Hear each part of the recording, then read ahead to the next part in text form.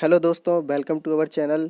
आज हम पढ़ेंगे जो 21 मार्च दिन रविवार के दिन जो उत्कृष्ट विद्यालय और एक्सीलेंस स्कूल के जो एग्ज़ाम हुए हैं उसकी कंप्लीट आंसर की पूरे क्वेश्चन पूरे आंसर सारे के सारे हम एक साथ देखेंगे एक ही वीडियो में। तो चलिए चालू करते हैं आज का वीडियो। ठीक है, जो 9th क्लास के लिए एग्ज़ाम हुआ था मॉडल और एक्सीलेंस स्कूल के लिए जो एग्ज़ाम, उसके सारे क्वेश्चंस के आंसर मैं आपके सामने लेकर आया हूँ। पहला क्वेश्चन आपके सामने कि ता प्रत्यय वाला शब्द है। ता प्रत्यय वाला शब्द कौन सा है? कर्मठ प्लस ता, कर्मठ था। पहला ऑप्शन सही है इसमें, क्योंकि प्रत्यय जो लगते हैं वो शब्द के पीछे लगते हैं और जो उपसर्ग लगते हैं वो शब्द के आगे लगते हैं। तो इसमें पहला ऑप्शन सही है। फिर दूसरा क्वेश्चन है कि कौन सी शब्द जोड़ी मेल नहीं खाती? कौन सी शब्द जोड़ी मेल नहीं खाती? तो इसका ऑप्शन नंबर डी सही है। लालन पालन ये जोड़ी जो है ये मेल नहीं खाती। ठीक है, चलते हैं नेक्स्ट क्वेश्चन की ओर कि वन का पर्यायवाची नहीं है। ये क्वेश्चन ध्यान से देखिए, वन का पर्यायवाची नहीं है तो ऑप्शन नंबर बी जो जम्बुक है वो वन का पर्यायवाची नहीं है। अरण्य, कानन और विपिन इन सब का मतलब वन ही होता है, ये वन के पर्यायवाची। तो ऑप्शन नंबर बी। अरे भूकंप आ गया वाक्य किस प्रकार का है? तो आप ये देखें, अरे और जो उसमें क्या कहते हैं चिन्ह लगा है वो विस्मयवादी चिन्ह है, विस्मय सूचक चिन्ह है। तो इसका जो आंसर है वो क्या है? विस्मयवादी सूचक ये वाक्य है। ठीक है, फिर नेक्स्ट क्वेश्चन देखते हैं, किस शब्द की वर्तनी अशुद्ध है? किस शब्द की वर्तनी अशुद्ध है? तो ऑप्शन नंबर सी आशीर्वाद की वर्तनी अशुद्ध है। ठीक है, चलते हैं नेक्स्ट क्वेश्चन की ओर। ओमकारेश्वर किस नदी के तट पर स्थित है? तो ओमकारेश्वर जो है वो नर्मदा नदी के तट पर स्थित है और जो क्या कहते हैं महाकालेश्वर है वो शिप्रा नदी के तट पर स्थित है। तो ओमकारेश्वर जो ज्योतिर्लिंग है वो नर्मदा नदी के तट पर है। अधिनायक शब्द में उपसर्ग क्या है? मैंने आपको अभी बताया, उपसर्ग शब्द के आगे लगता है। तो यहाँ पे नायक शब्द है उसमें अधि उपसर्ग लगा है, तो ऑप्शन नंबर बी सही आंसर है। फिर चलते हैं नेक्स्ट, कुंडलियाँ छंद जो होते हैं वो किस किस छंद को मिलकर बनती है? कुंडलियाँ जो छंद होती है वो दोहा और रोला को मिलाकर बनाया जाता है। नेक्स्ट ऑप्शन है आपके सामने, बिह गवरंद का आश्रय क्या है? बिह का आश्रय जो होता है वो पक्षियों से होता है और गवरंद का जो आश्रय है मतलब पक्षियों का समूह। ठीक है, option number C is the right answer. फिर नेक्स्ट क्वेश्चन है, नंदन वन सी फूल उठी वह छोटी सी कुटिया मेरी में कौन सा अलंकार है? तो इसमें उपमा अलंकार है। ठीक है, चलते हैं नेक्स्ट क्वेश्चन की ओर कि निम्नलिखित रचनाकारों में किसका संबंध राजस्थान से था? तो जो रचनाकार थे उनमें से किसका संबंध राजस्थान से था? तो मीराबाई जो थी वह राजस्थान की थी। ठीक है, जगन्नाथ शब्द में किस संधि का उदाहरण है? तो जगन्नाथ, जगत, धननाथ, तो व्यंजन संधि। ठीक है, व्यंजन संधि का उदाहरण है ये। फिर नेक्स्ट क्वेश्चन है, अनल अनिल शब्द में सही अर्थ क्या है? शब्द योग में सही अर्थ क्या है? तो अनल यानी होता है आग और अनिल यानी होती है हवा। तो ऑप्शन नंबर ए आग और हवा इज द राइट आंसर। फिर नेक्स्ट क्वेश्चन है कि महा अजय संसार रिपु जीत सकई सोबीर पंक्तियां किस कवि द्वारा लिखित है? तो ये जो कविता लिखी गई है, ये पंक्तियां जो लिखी गई है गोस्वामी तुलसी जी द्वारा लिखी गई हैं। फिर नेक्स्ट क्वेश्चन है, नव संवत्सर जिस माह में आता है उसका नाम क्या है? तो उसका नाम है चैत्र, जो कि शायद अभी चल रहा है, इसी में हमारा नव वर्ष आता है। फिर इंग्लिश के क्वेश्चंस आ गए हैं, तो ध्यान से देखिए कि which of the following is an adverb? तो beautifully is the correct answer. ठीक है, फिर आपने जो नेक्स्ट क्वेश्चन है आपने ये कई बार सुना होगा कि मे गॉड ब्लेस यू। ठीक है, तो इसका ऑप्शन सी मे इज द राइट आंसर। फिर नेक्स्ट है कि दिस वर्ड इज जम्बल्ड ऑटोमर चूज द करेक्ट वर्ड। तो इसका सही जो वर्ड है वो है मेंटर, मॉनिटर और बी। क्वेश्चन नंबर 1 और डी नहीं हो सकता क्योंकि इसमें आई तो है ही नहीं। तो option number C mentor is the correct answer. फिर choose the correct form of tense in the following sentence. ठीक है, इस सेंटेंस में आपको टेंस देखना है। तो they went to the market, इसमें वर्ब का सेकेंड फॉर्म लगा है तो ये पास्ट इंडेफिनिट टेंस है। ठीक है, पास्ट इंडेफिनिट टेंस या फिर past simple tense. Next question है, my dash brother obviously is dash then me. तो elder and older is the correct answer. ठीक है, मैं जल्दी जल्दी इसलिए बता रहा हूँ कि मुझे पूरे एक ही वीडियो में 100 क्वेश्चन के आंसर देना है। This is not dash water in the bucket. ठीक है, इसका मच ऑप्शन सही है। Which is the correct spelled word? तो रिसीव इसमें करेक्ट स्पेल वर्ड है। ठीक है, नेक्स्ट क्वेश्चन है, Ram killed Ravan the passive voice of the sentences. तो राम किल्ड रावण का जो पैसिव वॉइस बनेगा ऑब्जेक्ट को सब्जेक्ट बनाकर और सब्जेक्ट को ऑब्जेक्ट, वर्ब का थर्ड फॉर्म। तो Ravan was killed by Ram, option number D is the right answer. The elephant तो ट्रम्प्ड आएगा इसका आंसर, क्या आएगा, ट्रम्प्ड। फिर नेक्स्ट क्वेश्चन है, behaviour that shows high moral stand is called, behaviour that shows high moral is called virtue, ठीक है, virtue. Gives the plural form of dear, तो प्यूरल फॉर्म ऑफ डियर बेटा dear ही होती है, dear का plural form DEER, dear ही होता है। All options are wrong, ठीक है। नेक्स्ट क्वेश्चन क्या है कि he said Jaya is dancing, the indirect speech, इसकी जो इनडायरेक्ट स्पीच है कि he said Jaya is dancing, ठीक है, तो he said that Jaya was dancing, A option सही है। फिर नेक्स्ट है the weather report says it dash rain today, तो इसका ऑप्शन नंबर बी में आएगा क्योंकि ये संभावना वाला है, ठीक है, तो संभावना के लिए में लगेगा। The rhyming words for high, तो इसका हाई का जो राइमिंग वर्ड होगा क्या होगा, हाई का tie, not T not B not T, तो हाई का tie is the correct answer. फिर the correct antonyms of the word stale, stale यानी होता है बांसी, ठीक है, तो इसका जो क्या कहते हैं एंटोनेम्स होगा वो होगा फ्रेश, फ्रेश यानी होता है ताजा, ठीक है। नेक्स्ट क्वेश्चन आ गया, भारत का प्रसिद्ध पक्षी वैज्ञानिक कौन है, भारत के प्रसिद्ध पक्षी वैज्ञानिक है डॉक्टर सलीम अली, ये बहुत इंपॉर्टेंट क्वेश्चन है बेटा, आगे के लिए भी काम आएगा। फिर नेक्स्ट क्वेश्चन है कि पारिस्थिति तंत्र शब्द के उपयोग का श्रेय दिया जाता है, पारिस्थिति तंत्र शब्द के उपयोग का श्रेय किसको दिया जाता है, तो टेंसले को दिया जाता है। पृथ्वी की सबसे गहरी व ऊपरी परत को क्या कहा जाता है, तो पृथ्वी की जो सबसे गहरी व ऊपरी परत है, सबसे बाहरी व ऊपरी परत है उसको भूपर्पटी कहा जाता है। ये बहुत इंपॉर्टेंट क्वेश्चन है। फिर कोनैन नामक दवा बनाई जाती है, कोनैन नामक दवा जो बनाई जाती है वो किससे बनाई जाती है, तो ये सिनकोना के वृक्ष से बनाई जाती है, सिनकोना नामक वृक्ष की छाल से बनाई जाती है कोनैन नामक दवा। फिर नेक्स्ट क्वेश्चन है, निम्न में से कौन सी जीव को किसान का मित्र कहा जाता है, तो केचुआ अर्थवर्म को किसान का मित्र कहा जाता है, किसानों को केचुआ जो खाद वगैरह बनाने में सहायक होते हैं। संचरणीय रोगों का मुख्य कारक क्या है, संचरणीय रोगों का मुख्य कारण जो होता है बेटा वो घरेलू मक्खी होती है, option number D is the right answer. क्या करती है, ये इधर से उधर संचरण करती है, इधर कहीं गंदगी में भी बैठती है और अच्छी चीज़ों में बैठ के ये संक्रमण को फैलाती रहती है। नेक्स्ट क्वेश्चन है, जीवाणु तथा कवक क्या है, जीवाणु और कवक क्या है, ऑप्शन नंबर बी अपघटक है, ये क्या है, अपघटक है। नेक्स्ट क्वेश्चन है, वायुमंडल में सर्वाधिक कौन सी गैस पाई जाती है, तो वायुमंडल में सर्वाधिक नाइट्रोजन गैस पाई जाती है जो कि 78% है, option number B is the right answer.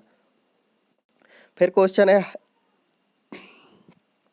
पृथ्वी के भूपर्पटी भाग में पिघला हुआ चट्टानी पदार्थ ठंडा होकर क्या बनता है, तो अग्नेय शैल बनती है, ऑप्शन नंबर सी सही। किस पुस्तक में संकटापन्न स्पीसीज का रिकॉर्ड रखा जाता है, तो एक रेड डाटा बुक होती है जिसमें संकटापन्न मतलब एंडेंग्रीड स्पेसीज को रखा जाता है, red data book, option number D सही है। ऊर्जा प्रवाह क्या है बेटा, ऊर्जा प्रवाह क्या है, तो ये ध्यान से देखो, ऊर्जा हमें कहाँ से मिलती है, एक प्रकार की लाइट है, सूर्य का प्रकाश जो कि हरे पौधों में आता है, हरे पौधों को शाकाहारी लोग खाते हैं या फिर शाकाहारी जीव, फिर उनको शाकाहारी जीवों को मांसाहारी, देन उसके बाद अपघटक, option number C is the correct answer, ठीक है। नेक्स्ट क्वेश्चन क्या है, पृथ्वी की सबसे बाहरी परत जहां मानव रहते हैं उसे क्या कहते हैं, तो जहां मानव रहते हैं उसको ऑप्शन नंबर डी स्थलमंडल कहते हैं। नेक्स्ट क्वेश्चन आता है, खगोलीय विद्या का वर्णन किस वेद में है, तो खगोलीय विद्या का वर्णन जो है वो Atharvaveda, option number D Atharvaveda में है, ठीक है, अर्थववेद। 4 वेद हैं ये, चारों वेद के नाम। वनों का पर्यावरणीय लाभ क्या है, वनों का पर्यावरणीय लाभ क्या है, कार्बन डाइऑक्साइड व ऑक्सीजन में संतुलन बनाना, ऑप्शन नंबर ए भी सही है। तापमान में कमी, ऑप्शन नंबर बी भी सही है। प्रदूषण पर रोकथाम, ये भी सही है, तो ऑप्शन नंबर डी, ये उपरोक्त सभी चारों सही हैं, तीनों सही हैं। नेक्स्ट क्वेश्चन है, बंद कमरे में कोयला जलाने पर कमरे में कौन सी गैस की मात्रा अधिक हो जाती है, बंद कमरे में आप अगर ऑक्सीजन जलाओगे तो कार्बन मोनोऑक्साइड की अधिकता हो जाती है, ठीक है, जो कि डेंजरस है, carbon monoxide, option number C is the correct answer.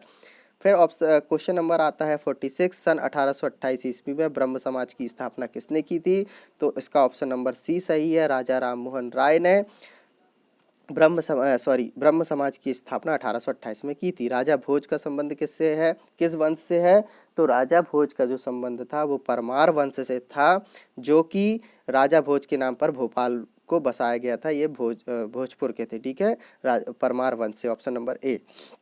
Shri Singaji ताप विद्युत परियोजना किस जिले में है? तो ये खंडवा जिले में है, ऑप्शन नंबर ए सही है। ठीक है, फिर नेक्स्ट, निम्न में से कौन सा क्रिकेटर मध्य प्रदेश से संबंधित है? तो Narendra Hirwani, option number A is the right answer. Madhya Pradesh की स्थापना किस कब हुई थी? तो मध्य प्रदेश की हाल ही में स्थापना दिवस बनाया गया था नवंबर में, तो 1 नवंबर को मध्य प्रदेश की स्थापना हुई थी। ठीक है, किस खेल को, ऑप्शन नंबर ए सही है उसमें, किस खेल को मध्य प्रदेश का राज्य खेल कहा जाता है? तो जो मध्य प्रदेश का राजकीय खेल है बेटा, वो है मलखंभ। क्या है? मलखंभ। ठीक है, फिर नेक्स्ट क्वेश्चन है, हाल ही में खोजी गई बुंदेर हीरा खदान बक्सवाहा किस जिले में है? तो ये छतरपुर जिले में, ऑप्शन नंबर डी। नेक्स्ट है, किस नदी को मध्य प्रदेश की गंगा कहा जाता है? तो इसमें ऑप्शन नंबर बी सही है, बेतवा को मध्य प्रदेश की गंगा कहा जाता है, नर्मदा को नहीं कहा जाता। नर्मदा जीवनदायिनी रेखा नदी है। मध्य प्रदेश की औद्योगिक नगरी के नाम से किस शहर को जाना जाता है? तो मध्य प्रदेश की औद्योगिक नगरी के नाम से इंदौर शहर को जाना जाता है, जो कि बहुत इंपॉर्टेंट है। ठीक है, नेक्स्ट, मध्य प्रदेश की कौन सी जनजाति सबसे बड़ी जनजाति है? मध्य प्रदेश की कौन सी जनजाति सबसे बड़ी जनजाति है? तो ये है भील, मध्य प्रदेश की सबसे बड़ी जनजाति है भील। निमाड़ का प्रसिद्ध लोक नृत्य क्या है? तो निमाड़ का जो प्रसिद्ध लोक नृत्य है वो है गणगौर। ठीक है, option number B is the right answer. Nimar का प्रसिद्ध लोक नृत्य गणगौर है। जहाज महल कहाँ स्थित है? तो जहाज महल मांडव में स्थित है, मांडू में स्थित है जहाज महल। ठीक है, नेक्स्ट क्वेश्चन है, कर्क रेखा मध्य प्रदेश के किस भाग से गुजरती है? तो कर्क रेखा मध्य प्रदेश के मध्य भाग से गुजरती है। ठीक है, मध्य भाग से, option number C is the right answer. Dhuandhar जलप्रपात कहाँ पर स्थित है? तो धुआंधार जलप्रपात ऑप्शन नंबर बी जबलपुर में स्थित है, जो कि नर्मदा नदी के द्वारा बनता है, जबलपुर का धुआंधार जलप्रपात। नेक्स्ट है, चचाई प्रपात किस नदी द्वारा निर्मित है? चचाई प्रपात जो निर्मित है वो है बीहड़ नदी के किस नदी द्वारा निर्मित है? तो यह है ऑप्शन नंबर डी बीहड़। स्वतंत्रता पूर्वक लटकाने पर चुंबक किस दिशा में ठहरता है? बहुत इंपॉर्टेंट क्वेश्चन है कि स्वतंत्रता पूर्वक किसी भी मैग्नेट को लटकाओगे या फिर चुंबक को लटकाओगे तो वो हमेशा नॉर्थ और साउथ पोल पे लटकता है। इसका ऑप्शन नंबर बी उत्तर और दक्षिण में। आपतन कोण परावर्तन कोण के बराबर होता है सदैव बेटा। आपतित किरण परावर्तित किरण के जो बीच में जो अभिलंब होता है उससे आपतन कोण और परावर्तन कोण बनता है, तो ये सदैव आपतन कोण और परावर्तन कोण बराबर होते हैं। विद्युत बल्ब का फिलामेंट बना होता है, विद्युत बल्ब का फिलामेंट जो बना होता है वो ऑप्शन नंबर बी टंगस्टन का बना होता है। ठीक है, बहुत इंपॉर्टेंट है। कोशिका का ऊर्जा घर होता है, कोशिका का जो ऊर्जा घर होता है जिसको हम पावर हाउस ऑफ सेल कहते हैं वो होता है mitochondria. Is the very important question. ठीक है, ऑप्शन नंबर ए माइटोकॉन्ड्रिया। विद्युत विभव की इकाई क्या है? तो विद्युत विभव की जो इकाई है ऑप्शन नंबर डी वोल्ट है, विद्युत विभव की इकाई। ठीक है, सूर्य का प्रकाश कितने रंगों से मिलकर बनता है? ये आप सभी को पता होगा। सूर्य का प्रकाश जो बनता है वो 7 रंग से मिलकर बनता है। ठीक है, जिसको आपने बेबियोर या फिर बैजानी हपी नाला के नाम से पढ़ा भी होगा। तो option number C is the correct answer. तारों की दूरियां को मापा जाता है, तारों की दूरियों को किससे मापते हैं? प्रकाश वर्ष में नापते। ठीक है, वो पास नहीं होते जो मीटर किलोमीटर और फीट में नापते, प्रकाश वर्ष में तारों की दूरियों को मापते हैं, डिस्टेंस ऑफ स्टार्स। ठीक है, प्रकाश वर्ष, ऑप्शन नंबर सी। सूर्य की असीमित ऊर्जा का स्रोत क्या है? तो असीमित ऊर्जा का स्रोत क्या है? नाभिकीय संलयन। सूर्य में क्या होता रहता है? नाभिकीय संलयन होता रहता है, ऑप्शन नंबर ए, जिससे कि उसमें असीमित इन्फिनिटिव सोर्स ऑफ एनर्जी है।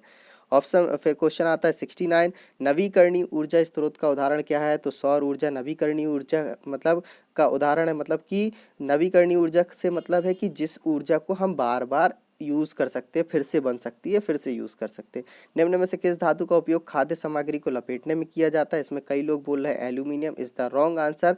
चांदी is the right answer. Aluminium health के लिए हानिकारक होता है, स्वास्थ्य के लिए हानिकारक होता है। चांदी इज द राइट आंसर। ठीक है, हैजा रोग होता है, हैजा रोग जो होता है आपको पता होगा, पहले हैजा बहुत फैला था, हैजा रोग होता है जीवाणु के द्वारा। हमारे नेक्स्ट क्वेश्चन है 72, हमारे सौर मंडल का सबसे बड़ा ग्रह कौन सा है? तो Brihaspati, Jupiter is the biggest या फिर largest planet of solar system. कौन सा ग्रह भोर का तारा कहा जाता है? ठीक है, स्टार्स ऑफ डॉन। तो कौन सा ग्रह भोर का तारा कहा जाता है? तो शुक्र ग्रह भोर का तारा कहा जाता है। एक धातु का गोला दो समांतर दर्पणों के मध्य रखा है, तब कुल बनने वाले प्रतिबिंबों की संख्या होगी तो अनंत होगी, इन्फिनिटी होगी। Option number D is the right answer.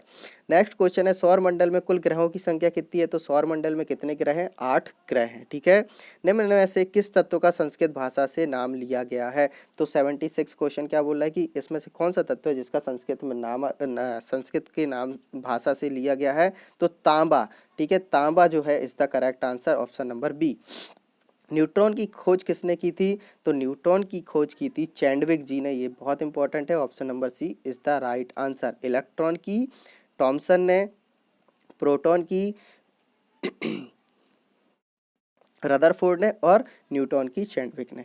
Next question है कौन सा गुण धातुओं में नहीं पाया जाता है? तो भंगुरता का गुण धातुओं में नहीं पाया जाता। धातुओं में चमक भी होती है, डक्टिलिटी तन्यता भी होती है और चालकता भी होती है, लेकिन भंगुरता नहीं होती, ठीक है। Option number D is the right answer. Braille पद्धति किन व्यक्तियों के लिए उपयोगी होती है? जो ब्रेन लिपि होती है, जो होती है ब्रेन पद्धति बेटा, जो चाक्षुष विकृति के युक्त व्यक्ति होते हैं, मतलब ब्लाइंड होते हैं, अंधे होते हैं, उनके लिए होती है, ठीक है। तो ये बहुत इंपॉर्टेंट है, ऑप्शन नंबर ए। फिर नेक्स्ट क्वेश्चन है पृथ्वी का प्राकृतिक उपग्रह कौन सा है? तो प्रकृति के पास सिर्फ शायद एक ही प्राकृतिक उपग्रह है जिसका नाम है चंद्रमा, option number C is the right answer. Next question है दो परिमेय संख्याओं के बीच कितनी परिमेय संख्या होती है? तो मैंने आप लोगों को पहले ही बताया, किन्हीं भी दो रेशनल नंबर्स या परिमेय संख्याओं के बीच में हम इन्फिनेटिव, अनंत, ठीक है, अपरिमित परिमेय संख्याएं निकाल सकते हैं, ठीक है, ज्ञात कर सकते हैं। तो option number A is the right answer. एक समांतर चतुर्भुज का क्षेत्रफल 4608 वर्ग सेंटीमीटर है। यदि उसका आधार 64 सेंटीमीटर हो तो ऊंचाई ज्ञात कीजिए। ऊंचाई बताना है तो इसके करने के लिए आपको ये पता होना चाहिए कि समांतर चतुर्भुज का क्षेत्रफल का फॉर्मूला क्या होता है। A is equal to B into H, आधार गुणित बेस इंटू हाइट होती है, आधार गुणित ऊंचाई। आपको क्षेत्रफल दिया है, कुछ नहीं करना था, 664 से उसको डिवाइड करना था, तो 72, option number C is the right answer. फिर एक टीवी को 5000 में खरीदा, उसे 4000 में बेच दिया, तो हानि प्रतिशत निकालिए। 5000 में खरीदा, 4000 में बेचा, 1000 की हानि हुई। खरीदा कितने में, कॉस्ट प्राइस कितनी है उसको नीचे लिखते हैं, CP 5000, 1000 बटे 5000, 3 जीरो से 3 जीरो काट देंगे, बचेगा 1/5। और परसेंट में अगर 100 लगाए हैं तो 5 को 100 से काटेंगे तो is the 20%, option B is the right answer. शंकु की त्रिज्या ऊंचाई क्या होती है? शंकु की त्रिज्या ऊंचाई होती है L² बराबर H² प्लस R², ठीक है। L का वर्ग बराबर हाइट का वर्ग प्लस रेडियस का वर्ग। अब L का वर्ग हटा देंगे तो इसके ऊपर अंडर रूट लग जाता है, option number A is the right answer, ठीक है। ये क्या है, यदि मोहन की माँ की वर्तमान आयु x + 10 है तो 5 वर्ष बाद उसकी माँ की आयु कितनी हो जाएगी? तो कुछ नहीं है, माँ की आयु ही दी हुई है तो उसमें 5 साल और बढ़ जाएंगे तो x + 15 वर्ष हो जाएगी, option number B is the right answer. फिर नेक्स्ट क्वेश्चन है 12,600 रुपये का 2 वर्ष के लिए 10% की दर से चक्रवृद्धि ब्याज क्या होगा? तो 2646 रुपये होगा चक्रवृद्धि ब्याज, बताना है, option number C is the right answer. संलग्न चित्र में ABCD एक समांतर चतुर्भुज जिसमें कोण A 72 अंश तथा कोण C का मान होगा। तो आपको पता है कोई भी चतुर्भुज होता है उसके चारों कोणों का योग 360 होता है, ठीक है। तो इसका 72 है तो वहाँ पे कितना होगा 108, तो इसके सामने वाले का भी 72 होगा, तो option number A is the correct answer, 72 degree. दो सिक्कों को एक साथ उछालने पर एक शीर्ष आने की प्रायिकता क्या होगी? तो दो सिक्कों को एक साथ उछालने पर शीर्ष आने की जो प्रायिकता होगी वो 1/2 होगी, option number A is the right answer. दिए गए विकल्पों में दो कोण जो एक दूसरे के समपूरक है, मतलब सप्लीमेंट्री एंगल है। सप्लीमेंट्री एंगल क्या होते हैं? दोनों एंगल का सम 180 डिग्री होता है, और कॉम्प्लीमेंट्री क्या होते हैं? दोनों एंगल का सम 90 डिग्री होता है। तो सप्लीमेंट्री की बात की, एक 135 होगा, एक 45 होगा, दोनों का सम देख लो किसमें 180 डिग्री हो रहा है। एक washing machine, option number D सही है, ठीक है उसका। नेक्स्ट क्वेश्चन है एक वॉशिंग मशीन 21,000 में खरीदी गई, 8% वार्षिक ब्याज की दर से उसका अवमूल्यन हो गया, मतलब उसके मूल्य में कमी आ गई, तो कितना हो जाएगा? 21,000 का 8% निकाल के सीधे माइनस कर दो तो कितना हो जाएगा? 19,320, option number D is the right answer, ठीक है। नेक्स्ट क्वेश्चन है x² + 12x + 36 का एक गुणनखंड x + 6 है, तो दूसरा गुणनखंड क्या होगा? मिडिल टर्म स्प्लिटिंग थ्योरम से या गुणनखंड विधि से आप इसको करते तो इसका आंसर आ जाता ऑप्शन नंबर बी x + 6, ठीक है। Option number B is the correct answer. Next question है 25 विद्यार्थियों में से 72% विद्यार्थी गणित में रुचि रखते हैं, तो कितने परसेंट गणित में रुचि नहीं रखते? तो टोटल विद्यार्थी क्या होता है 100%। 72% विद्यार्थी गणित में रुचि रखते हैं तो 28% नहीं रखते, तो option number B is the right answer 28%। ठीक है, यदि कोई संख्या है, नेक्स्ट क्वेश्चन है, यदि कोई संख्या का इकाई अंक x और दहाई अंक y है तो दोनों अंकों की संख्या क्या होगी? अंक बनने वाली संख्या क्या होगी? x into Y. Option number B is the right answer. ठीक है, नेक्स्ट क्वेश्चन है 95 0.00001 का वर्गमूल क्या है? तो option number B is the correct answer 0.001 is the right answer. Next question बोल रहा है एक विद्यालय में 2401 विद्यार्थी हैं, पीटी अध्यापक उन्हें पंक्ति और स्तंभ में खड़ा करना चाहता है, तो पंक्तियों की संख्या व स्तंभों की संख्या बराबर हो, तो हम क्या निकालेंगे? सीधे स्क्वायर निकाल दो इसका कि ये किसका स्क्वायर है। तो 49 का स्क्वायर क्या होता है? 2401। तो 49 की लाइन और रो दोनों बना देगा, जिससे कि पूरे विद्यार्थी एक जैसे खड़े हो जाएंगे। ठीक है, option number D is the right answer. Next question है दो पूर्ण संख्याओं का अंतर 66, इन दोनों संख्याओं का अनुपात 2:5 है, तो दोनों संख्याएं क्या होगी? तो क्या करना है इसमें? दोनों संख्याएं दी हैं, एक को 2x मान लो, एक को 5x मान लो। ठीक है, तो दोनों संख्याओं का अंतर 66 है, तो 2x एक पहली संख्या है और 5x दूसरी संख्या है, इनका अंतर क्या हो जाएगा? 3x। तो 3x अंतर आ गया और अंतर कितना दिया? 66। x की वैल्यू निकालोगे बेटा 22 आ जाएगी। ठीक है, 22 आ जाएगी। पहली संख्या 2x है तो 22 दूनी 44, दूसरी संख्या 5x है तो 22 से मल्टीप्लाई कर दोगे 110। Option number A is the correct answer 44 110। Next question बोल रहा है किसी चतुर्भुज के चारों कोणों का योग होता है, किसी भी चतुर्भुज के चारों कोणों का योग कितना होता है? 360 अंश होता है। 3x प्लस √4 बराबर 11 हो तो x का मान क्या होगा? बहुत ही सरल क्वेश्चन है। √4 को √4 को हम क्या लिख सकते हैं? 2 लिख सकते हैं, तो 3x प्लस √4 बराबर क्या? 11। तो 3x प्लस 2 बराबर 11, 2 का पक्षांतर कर दोगे तो 3x बराबर 11 माइनस 2 मतलब 3x बराबर 9 और x बराबर 9/3, तो मतलब 3 3 जा 9। Option number A is the correct answer. और लास्ट क्वेश्चन क्या है? आकृति में x का मान कितना है? x कितने अंश का होगा? तो 110 अंश का होगा इज द करेक्ट आंसर। ठीक है बेटा, तो ये पूरे जो क्वेश्चन थे आपके आज उत्कृष्ट या फिर एक्सीलेंस मॉडल स्कूल में आए गए 21 तारीख के क्वेश्चन थे, जिसके मैंने एक ही वीडियो में सारे आंसर आपको बता दिए। आपको कोई भी क्वेरी होगी, कोई भी चीज़ आपको पूछना होगा, ठीक है, तो आप वीडियो में कमेंट कर सकते हैं, मैसेज कर सकते हैं। ठीक है, और वीडियो देखने के लिए आप लोगों को बहुत बहुत थैंक यू, धन्यवाद। चैनल को सब्सक्राइब करें और शेयर करें, लाइक करें। Thank you.